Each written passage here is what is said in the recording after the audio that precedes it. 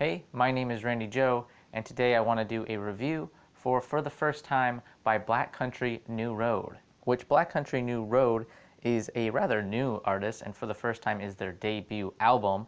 And going into this, I had only heard the song Science Fair, but upon hearing it, I was instantly hooked on their sound and was greatly looking forward to this debut album, especially since a lot of their sound seems like it is almost replicating the sound of Slint, something they themselves acknowledge throughout this album. But there's definitely a strength because Spiderland by Slint is probably my single favorite album of all time, so going into this album I was extremely excited and looking forward to what the band was able to create here. And my God, this is absolutely incredible. This is sort of like what Slint could have gone into if they continued on their trajectory, continued making music, and incorporated jazz and almost techno-infused elements. That is exactly what this album is, and it is absolutely breathtaking. Straight from the beginning, we have an instrumental that really shows off the jazzy and almost techno-infused elements like I mentioned, really diving into just the overall sound and technical abilities that the band has right from the get-go. And this instrumental is also just really incredibly well produced and sounds absolutely crisp and clean, with the saxophone especially coming in quite strong, which is, in my opinion, one of the best elements of this album is the saxophone playing throughout. Athens, France was a song that did take a couple of listens to really grow on me, but once it did grow on me, it really stuck through because, man, this song is just absolutely gorgeous. Especially the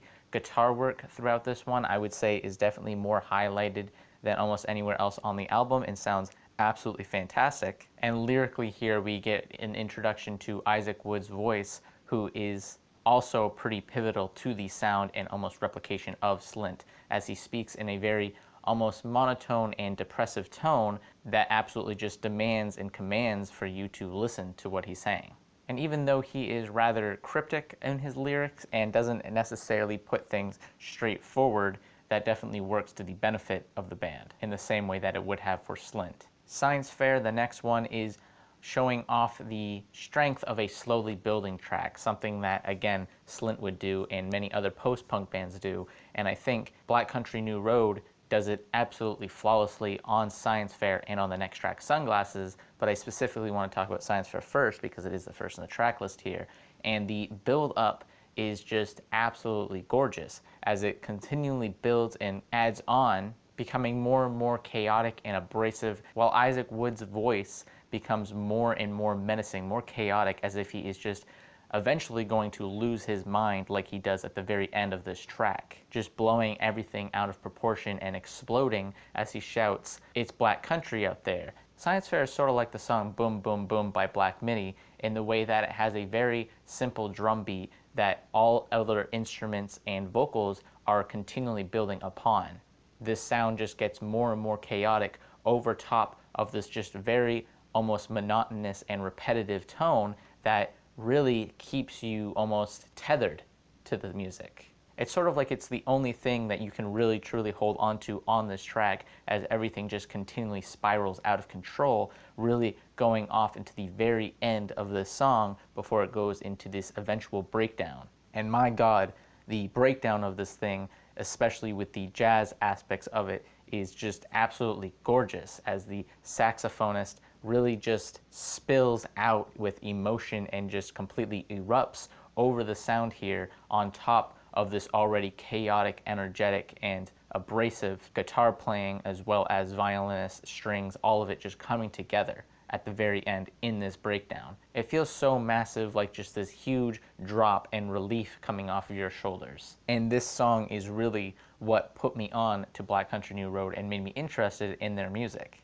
I had very strong doubts that anything on the album could top this single track that was released prior to the album, but Sunglasses is definitely the true iconic track on this album because at 9 minutes and 50 seconds, it is a mammoth of a track that just has a 3-part structure that is so incredibly powerful, creating this narrative of a man who is with this girl who has rich parents, and this man seeing the future life that he's going to have with her, by getting into this family of wealth, and almost like the fears and paranoias that sort of come along with that. The first verse of this feels as if it is just laying the groundwork. It is setting things up as it continually builds up into this moment of this depressive breakdown of him repeating, "I'm so ignorant after all I've learned," where it gets more and more almost out of tune and dark and twisted. The overall tone of this moment especially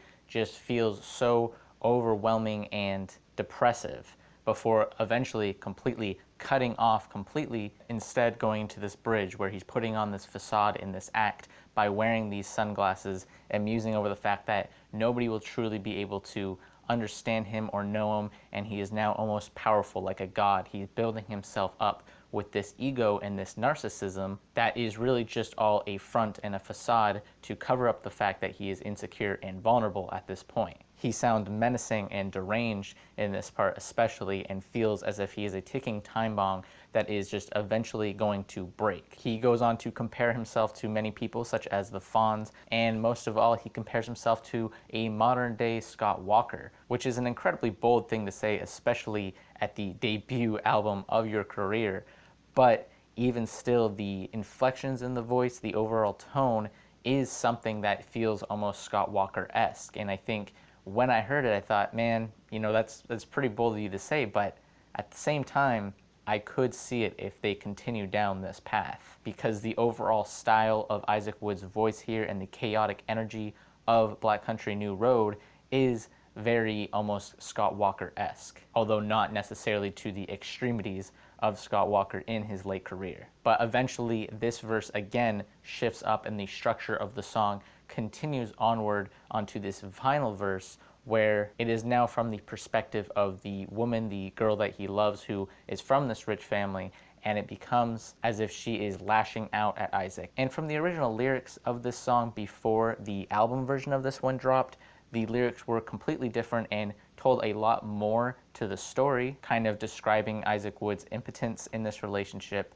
But obviously with these lyrical changes, that was completely removed, and in some ways leaves the verse feeling a bit more empty and a bit more cryptic in a way. But even still, I think these lyrical changes are fair and should be respected, as the band has discussed as to why they felt like they had to change them. Isaac Wood wasn't necessarily comfortable with these lyrics being said. So with that in mind, I think as a fan, you should be able to respect that for the artist. That is their choice, and I think even still with these lyrical changes, the overall intensity of this verse still works. Even with the Kanye line, which feels almost silly and absurd, still feels completely in place here. Even the outro of this track is absolutely brilliant. As short as it is, really does continually build onto an already epic track that just feels like such a grand undertaking for a debut. And after this monumental 9, nearly 10-minute track, I should say, Black Country New Road slows things down with track X,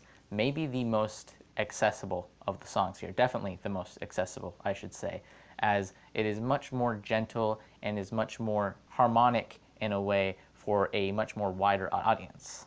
The female backup vocals here that sing out gently with these oohs create a very warm aesthetic over a song that is already absolutely poetic and beautiful. And the softness of the instrumentals here are the softest that you will ever hear them on this album.